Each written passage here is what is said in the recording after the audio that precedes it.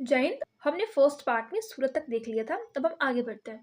अब आपको पता है कि जो सूरत है वो ताप्ती नदी के किनारे स्थित है और सूरत से भावनगर जाने के लिए आपको ऐसे जब आप मैप देखोगे तो ऐसे रोड बाई घूम के जाना पड़ता है। टाइम टेकन भी होगा और बहुत मेहनत भी होगा उसमें। तो बहुत सारी चीज़ें थी। तो लोगों ने सोचा कि समुद्री एक मार्ग बनाते हैं सूरत से लेके भावनगर के बीच में। सूरत और भावनगर के बीच में खंबात की खाड़ी है, आपको याद रखना है। अब वहाँ पे बनाएगा रोरो फेरी। रोरो फेरी नाम का एक बनाया गया। वहाँ पे क्या होता है, सामानों का आनागमन होता है। किससे? बोटों द्वारा। आपको जो भी इम्पोर्ट एक्सपोर्ट करना है, जो भी चीज़ें होती है या फिर इंसानों को यहाँ आना है, बस कम टाइम में आप घूम के आओगे, इससे डायरेक्ट आप सीधे पहुँच जाओगे। आपको सामान भेजना है भावनगर से सूरत या फिर सूरत से भावनगर, तो ये बहुत ही बढ़िया उन्होंने क्या रोरो फेरी वहाँ पे बना दिया। अब जो खंभात की खाड़ी में बना है, वो अब कच्छ की खाड़ी के पास भी बन सकता है ये चीज़ रोरो फेरी। तो बनाओगे किसके लिए? वहाँ पे रहता कौन है? वहाँ पे रहते हैं जंगली गधे, उनके लिए।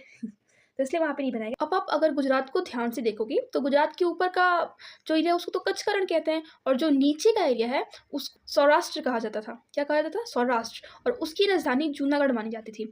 जूनागढ़ में एक बहुत ही प्रसिद्ध झील है सुदर्शन झील, जिसका निर्माण चंद्रगुप्त मौर्य ने कराया था।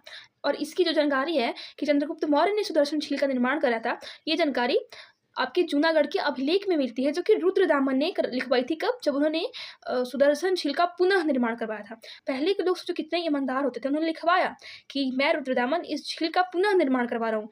इसका निर्माण मगध के सम्राट चंद्रगुप्त मौर्य ने करवाया था। तो आपको जैसा कि पता है कि जब भारत आज़ाद हुआ था तो भारत को बांट दिया गया था, इंडिया और पाकिस्तान में तोड़ दिया गया था। तो लोगों से पूछा जा रहा था उस समय कि आपको भारत में रहना है कि पाकिस्तान में रहना है। ऐसा अंग्रेजों ने कर दिया था कि आप जहाँ चाहो वहाँ रह सकते हो या फिर अपना अलग एक देश भी बना सकते हो। तो ये जिम्मेदारी सरदार पटेल को दी गई थी कि आपको कैसे भी करके देश को सबको एकमत करना है और सबको भारत में मतलब सारे राज्यों को रखना है। ठीक है। तो जूनागढ़ का एक नवाब था, महाबात खान उसका नाम था। ठीक है। उसका कहना था कि मैं पाकिस्तान में जाऊंगा। अब सोचो, आप अगर गुजरात को देखोगे, अगर वो ऊपर कच्छ के रण की तरफ रहता तो ठीक है, वो जा सकता था, लेकिन अब वो नीचे है तो कैसे जाता पाकिस्तान में? बहुत अजब अजब हो जाता था ना।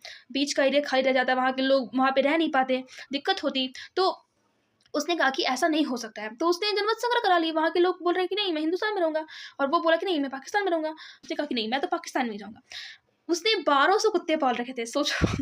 1200 कुत्ते पाल रखे थे। और उसने जो जूनागढ़ का नवाब था, उसने जिन्ना को कहा कि देखो ना, ये लोग बोल रहे हैं कि मैं यहीं पे रहूँगा, अब मैं नहीं आ सकता। तो उसने कहा कि जिन्ना ने कि सबको छोड़ो, तुम ही आ जाओ।